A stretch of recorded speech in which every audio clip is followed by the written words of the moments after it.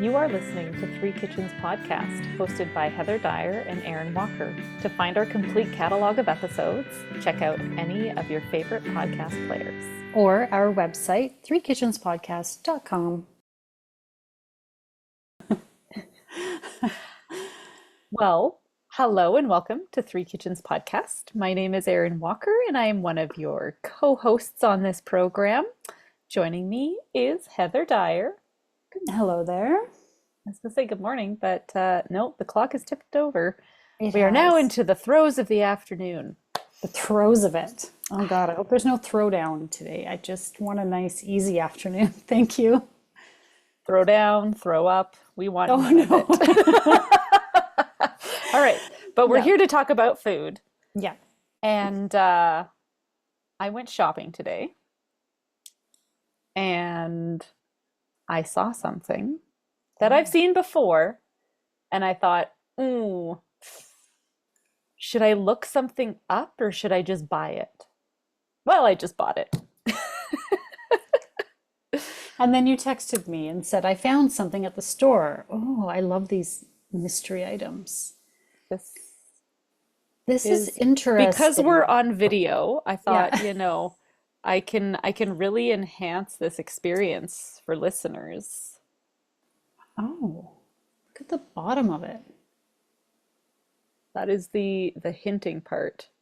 Yeah. So the audio listener will have to have you describe it.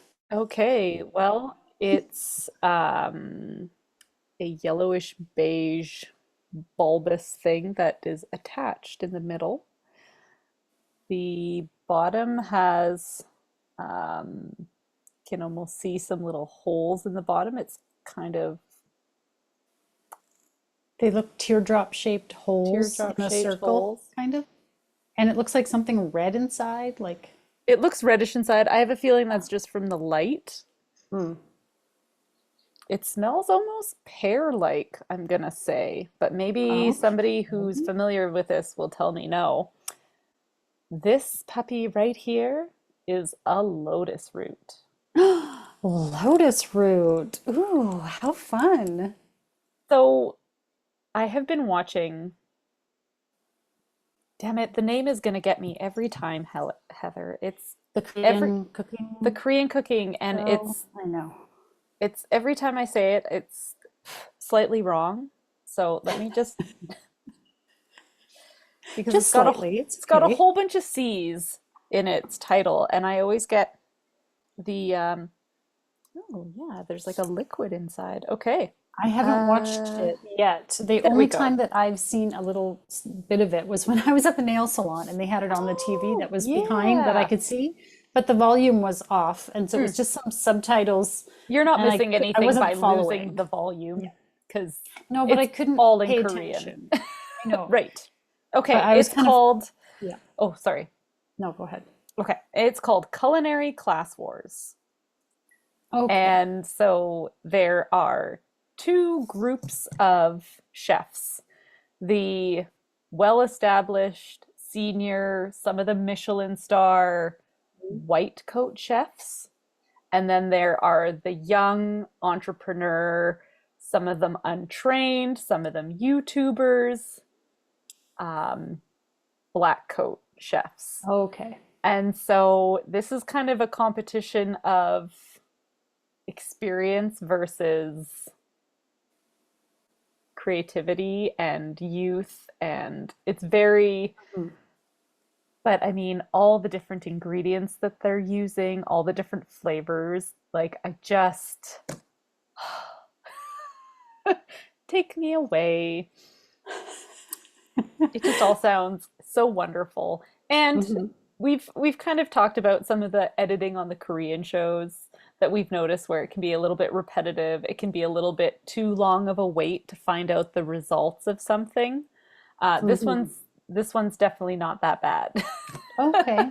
Okay. I can handle it. And so I've kind of been catching an episode here and there when I have Mm. time.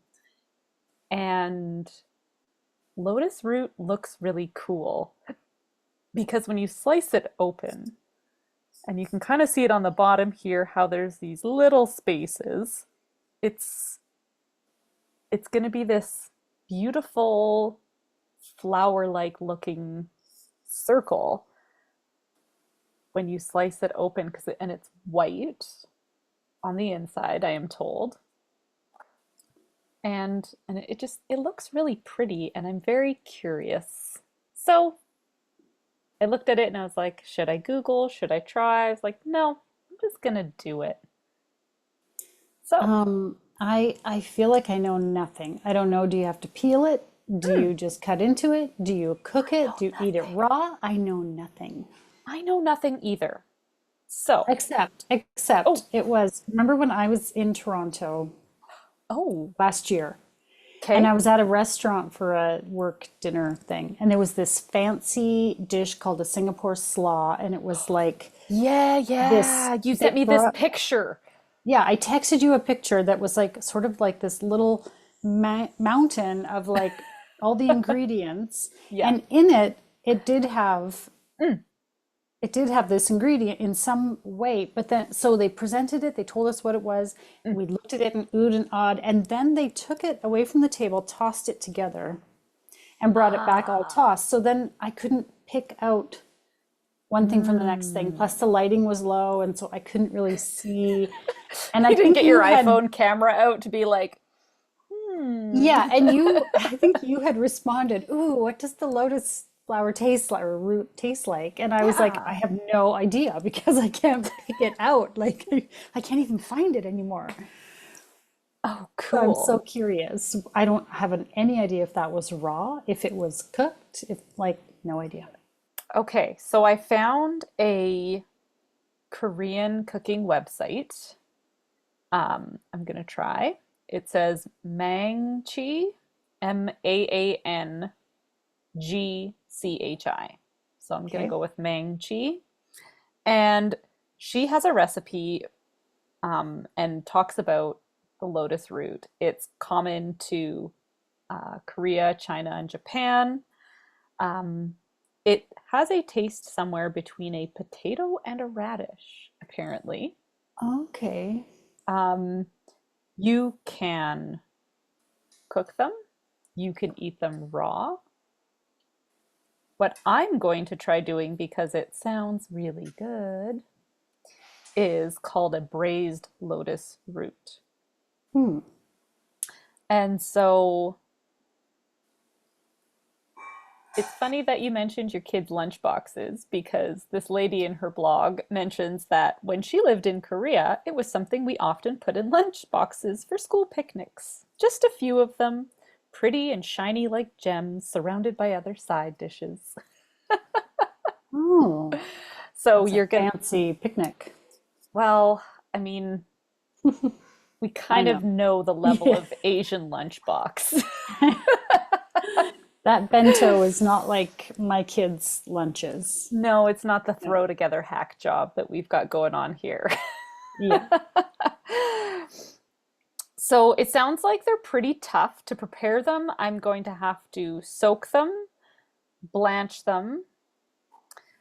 Soaking them removes the excess starch that's in them, which is what I think the probably the potatoy bit is. Hmm.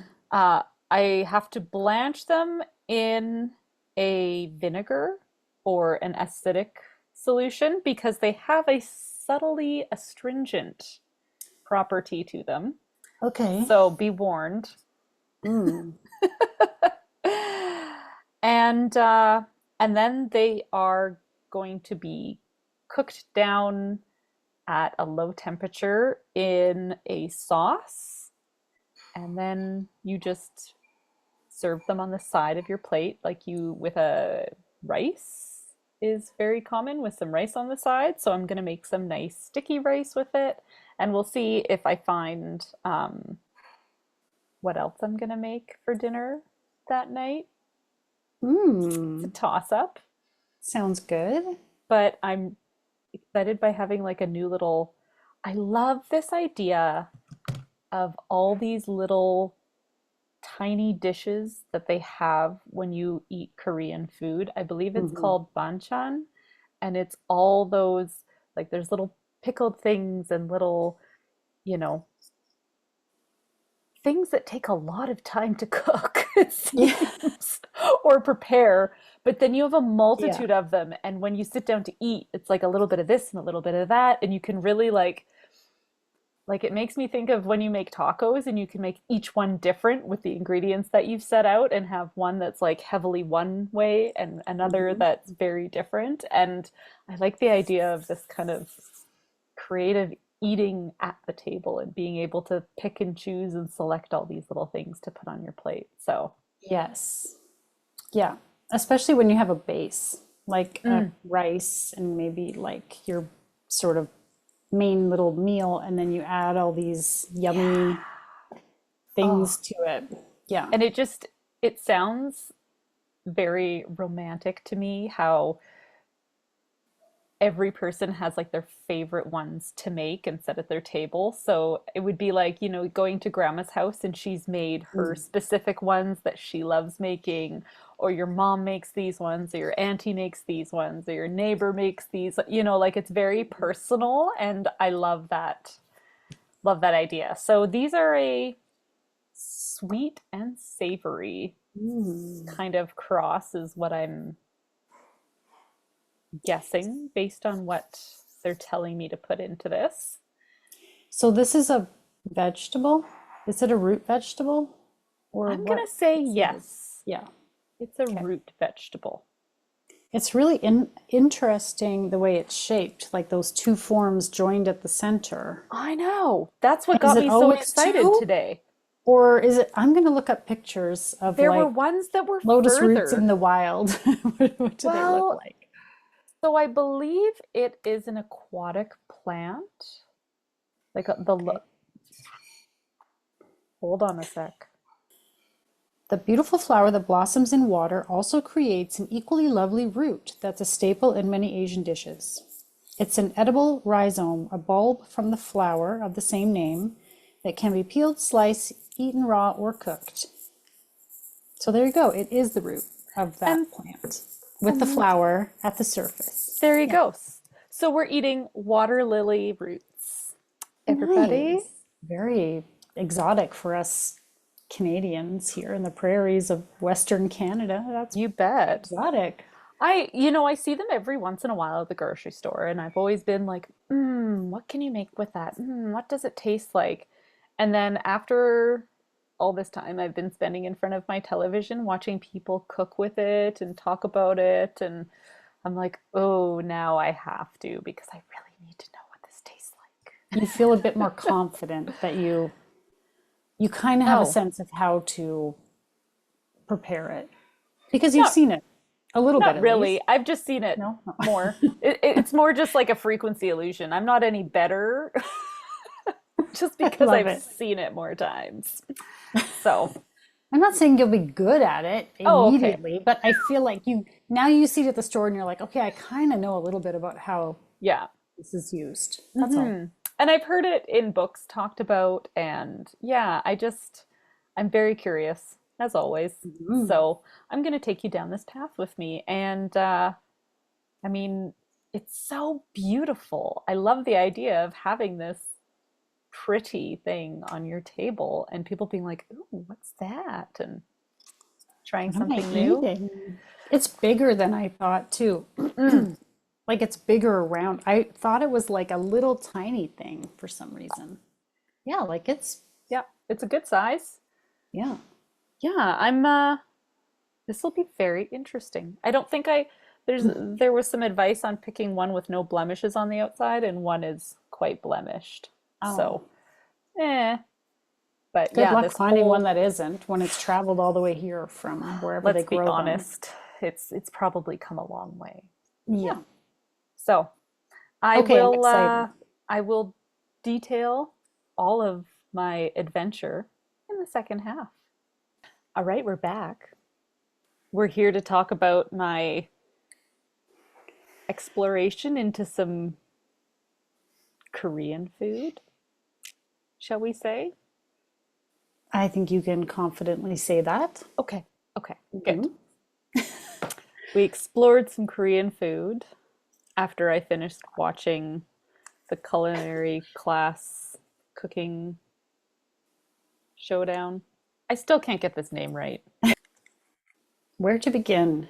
You Where had a to lot of begin? things. There were a lot Mm. of things that came, and this is the thing about, I think, Korean food is it's a whole bunch of stuff and you munch on little things all together. So I kind of wanted to create that same sort of experience for you guys at home.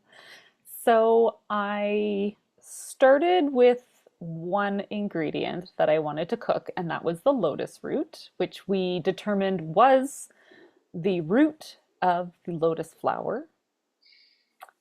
Mhm. And I bought some on a whim. I got it home, and lo and behold, before I even get to starting cooking, I give it a wash, start peeling it, I slice it open, and inside it is moldy. There was fuzz growing out, and I was Mm. like, oh man. So I popped out the next day and I was like, well, okay, can't do this tonight. I was already cooking the other stuff, and I was like, whatever, we'll save it. I'll start on this tomorrow, and then the other things will be done.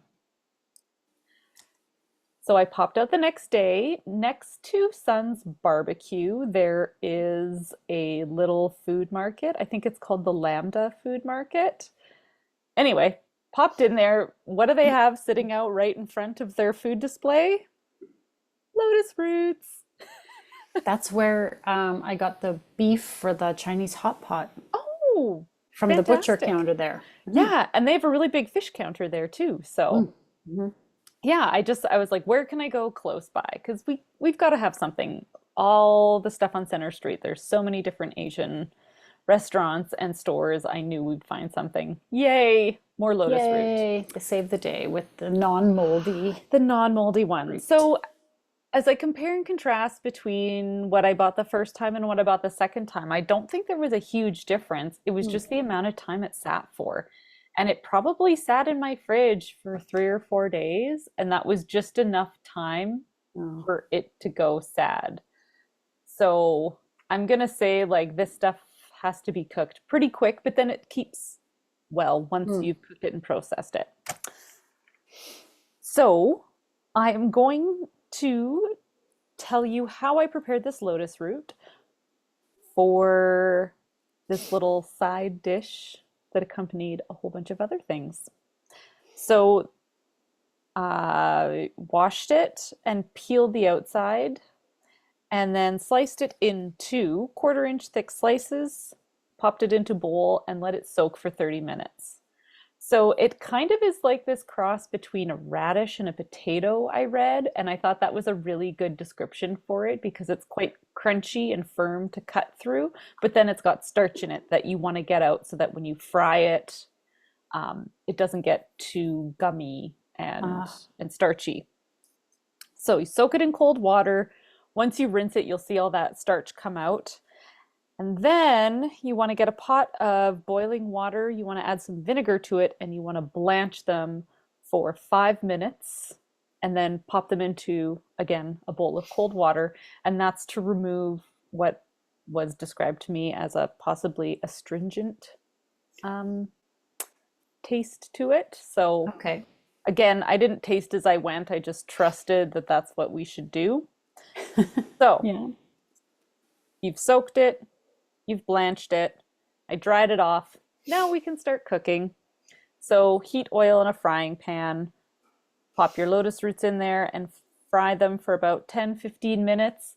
I did this in a Oh. bit of a small Dutch oven, and I think it might have been better in a frying pan or probably even like a wok where you can move them around little bit more easily in the oil. I found I had a hard time like flipping them and stirring them in like the square sides of the pan. So Hmm. going forward, I would maybe try that differently.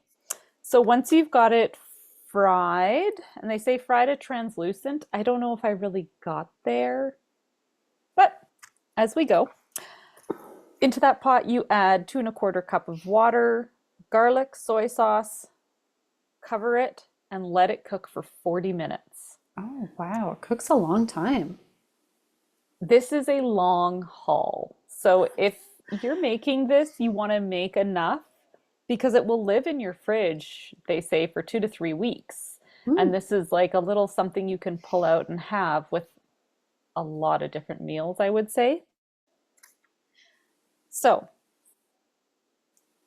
after you've let it boil for 40 minutes, you're going to add in rice syrup, which we purchased down at A Mart.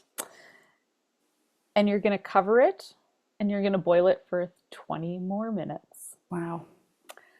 Then you are going to open up your lid, turn it on to high heat, and get all that water gone. You want it to caramelize and become like sticky and sweet. Again, there was so much liquid in this. This says about 10 to 12 minutes. It was more like 20 to 25 minutes. So at the end of the day, I'm actually really happy I prepared most of my other stuff because a lot of time was spent on this lotus root. Yeah, that's crazy. Right? So then once you've got the sauce cooked down, it's starting to thicken and caramelize on there. You remove it from heat, you stir in sesame oil, you sprinkle with sesame seeds, and you're ready to go. So you can keep this in a jar in your fridge, like I said, for like 2 to 3 weeks and just kind of add it to things and eat it on the side. Or just when you want a little snack, go in the fridge and Yeah, these flavors are really simple and not what's the word I'm looking for? Sometimes it can be a really strong, pungent flavor from Korean food, as we've learned. This is really mild and kind of easygoing with everything. So I feel like this will go on the side of anything and everything that you want it to as time goes on. And what's interesting about it is, you know how you compared it to kind of like a potato slash radish when it's raw. By the time you've cooked it and cooked it and cooked it and cooked it, that's why I'm so like shocked that it takes so long to cook because it's still like you would think by this point the thing would have like disintegrated. This would have just been mush. You'd have had like pureed basically. This is like it's still kind of crunchy. And the texture reminded me of like a water chestnut out of the can. Yeah, When you put them into stir totally. fry and warm them up, and they're kind of like soft but crisp at the same time. That They're kind of like crunchy but chewy in a way. interesting texture. the It's same- kind of the Yeah. So these are But super amazing. resilient. no kidding, but amazing that they're cooked that long and they still have all that texture. Yeah. Yeah. So I really loved the texture in this because what I chose to serve it with was a whole bunch of very soft things. So I learned how to cook rice, short grain rice, the Korean way. And so we had Korean rice. I went back to a recipe that was in our back catalog of miso and gochujang braised short ribs that our co-host from the start, Sarah, had made and shared on our website. And so I used that because I had some short ribs from Charlotte at Chatworth Farm still in my freezer.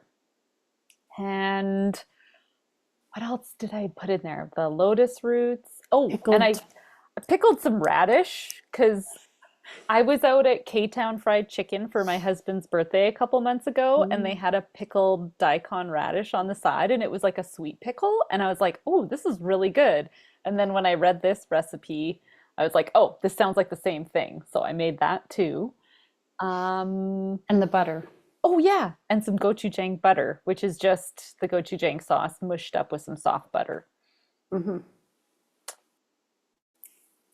So Delicious all I around. I was So good. actually really surprised by the taste of the ribs. That I have to I'm say, all along, that's the biggest thing to me. I was like, I thought these would be more intense. And I have to say, if I didn't know that that's what you were making, Hmm. I wouldn't have tasted that in those ribs. Not at all, right? I was No. really surprised at how mild all these flavors were. I feel like everything in there could have been stronger, but it did go really good with the butter. That's when I was like, this is where the butter is key. Yeah, I mean, don't get me wrong, it's all delicious. There's absolutely like It's not that it was lacking flavor. I just didn't taste the gochujang or the miso Yeah. that I had in my brain when I sat down to eat it. Yeah, exactly. Like the smell of it was so much more than the taste of it. It Yeah. was really strange. I don't know, like, Yeah. yeah, I don't know. It was kind of a funny for me. So Very mild. very mild, Mhm. very delicious. Yes. Yes. And I made them, her recipe recommended a slow cooker, which I don't have. So I Hmm. made them in the oven. And so I braised the ribs, made the sauce, put everything into, I think I had a big stock pot because it was so much.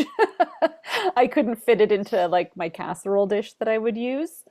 And so I popped it in the oven at 400 and then I turned it down right away to 290 and I just let it cook for 4 hours Mm. until the bones were literally pulling out of the meat as I extracted them Mm. from the pot. So good. And Yeah, I delicious. also learned how to make Korean rice, which was a short grain rice that so I really appreciated this method that they talked about on the website that I was looking at because it was all about never opening the lid on the rice, which Mm. I am a firm believer of. So when they were like, you never touch the pot lid on rice when you're making it, I was like, okay, I can get behind this. Yeah. And you're totally, I know you're the opposite. No, you know what? On my stove, if I completely shut the lid on my rice, it's Yeah. gonna and it makes a big mess and it bubbles over. So I leave it cracked. I don't open it, I don't touch it, You're but it has letting to be the cracked. And precious I heat have and no steam idea out. why. I don't know why, Erin. I I know. suck at it probably. I probably am doing something wrong. Anyway, first you rinse it. See, I'm gonna get in trouble here. Please don't come at me. Oh, I'm there's learning. purists who get mad if you don't Exactly. I'm wash gonna your get, rice. yeah. Yeah. So rinse your rice 3 to 5 times. So this I did. Then you soak the rice. See? Mhm. Thank God I caught myself. Soak the rice for 30 minutes, drain it again. Then you put it in your pot and you do like a 1 to 1.5 ratio of rice to water, which Mhm. I think is different than I've done before with a short grain rice. And so you put it all in, you put your lid on. Don't touch that lid again now. You turn it on and you boil it with the lid on without it boiling over for 5 to 10 minutes. That's the tricky part of this. Yeah, how can you tell what's going on in there under that lid? Well, I have a lid that's glass. It's the Oh, pot I use specifically for cooking rice in because I can see into it. well, that And would probably help. I don't have such a lid. okay, so pro tip Hmm. number one from me, get a lid that you can see in. So I watched it really carefully so that it was boiling. I kind of waited until the water wasn't really visible on top anymore. That's when I was like, okay, that was in the 5 to 10 minute range. Because again, I was like, oh God, you've given me a range and I don't know when it's enough. So I kind of waited till most of that water was gone. And then I turn it down to simmer. You let it simmer for 7 to 8 minutes or until like there's no more water left. And my tester for that is like I pick up the pot and I turn it sideways. And if the rice shifts, I know there's still water in there. Hmm. If the rice doesn't shift and no water comes out to the side where I've tilted it, then I know, okay, my water's gone. And then you turn it off and it has to sit for 10 minutes before you eat it because this is where it steams. Hmm. And that sitting part, I would say, is the most important because I didn't quite leave it for that long when I was serving this up to you the next day because I was like, I gotta make this rice and get it done. And it took like a solid hour to make this rice after Hmm. you've done the rinsing and the soaking and the blah, blah, blah. Uh-huh. And I was like, oh, this rice's texture is a little bit different. So I scooped it quickly in your container. I was like, hopefully it steams in this as I drive over. Oh, And then when I got home, the half of a rice that I had let sit in the pot had a different texture for sure compared to what I scooped out somewhat immediately after I turned off the stove. oh, interesting. Well, it was very sticky. Yeah, it's a pretty sticky rice. Yeah. I don't know what else to say about it. It was good. It was very soft and sticky and moist. There you go. Anyway, I so don't these are know. all the things that I learned while Okay. having some fun with lotus root. Mm. Well, who knew lotus root was A, so much work, and B, so delicious? Well, I mean, it's what you do with it too. I don't know what it tastes like on its own, I don't know but either. it definitely absorbed those flavors and was really delicious. I ate it cold on the side Yeah. with my meal, and I really enjoyed it. Yeah, I I was like, kind of mm, stacked stuff in on top of my rice and then just little bits of everything together as I ate. And I loved the crunchiness of that in there with all the soft cooked meat, the soft sticky rice. rice. Everything was very Yeah. soft and then it had that crunch and that flavor and it was all really nice, I thought. And the little hit of the crunchy pickled radish. Mm, Perfect. there you go. Yeah, it was delicious. Loved it. Yeah. All of it. Check, check, check, check. How many little bobbing Erin heads are you going to give yourself today? Oh, Out I of don't know. five.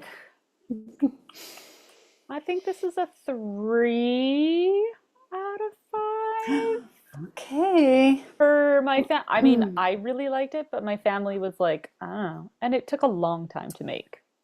Yeah, I would say that would be the That would be downside of the thing this. about it. But it was definitely worth playing with Mhm. and knowing more about. And I think this would also be a really delicious thing to put in a salad. If you're gonna make this, make enough of it that it hangs around for a while. Because like we gobbled everything up between you and me, it was gone. And I was like, well, I would have liked this lasting a little bit longer so I could play with Yeah. more things. So I would say make a big amount so that you can keep it and have it around and do more stuff with it. Because I think then it would score higher for me.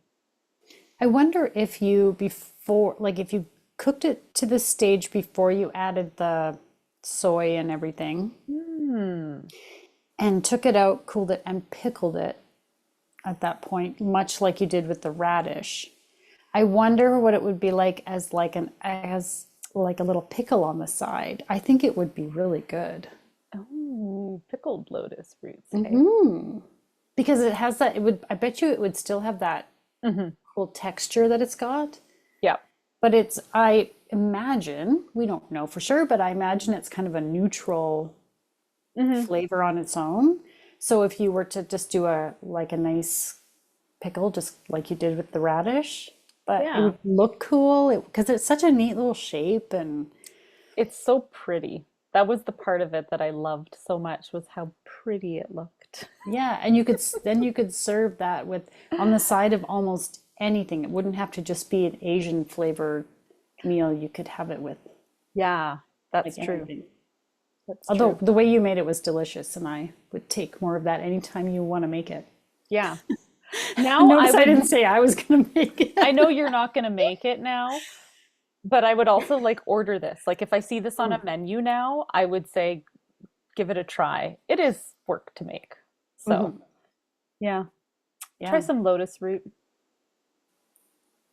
Thanks for taking it on and sharing it with all of us because it's Yeah. fun to learn Well, about this is these what we do. things. We try Yeah. different things and we've got a really cool back catalog of Korean recipes on our website. So, it's fun to go back and revisit some of those things we haven't made before. So, Yeah. Or haven't made in a long time. mhm. Yeah, So, for sure. We'll link some of those things in the show notes. yeah. And those ribs came from Chatsworth Farm, as Erin mentioned, Albertans. You can check them out. Order some meat straight from the farm. It's so good. Hmm. Yeah, I just thought this was a big win all around. Yay! I liked cooking dinner and bringing you the little takeout bag full of all I the was like, things. what? There's so many things in here. What is all this stuff? And no instructions. So I was And there like, were no what am I instructions. I looking was like, at? oh, I'm sorry about that. I dropped the ball on that part.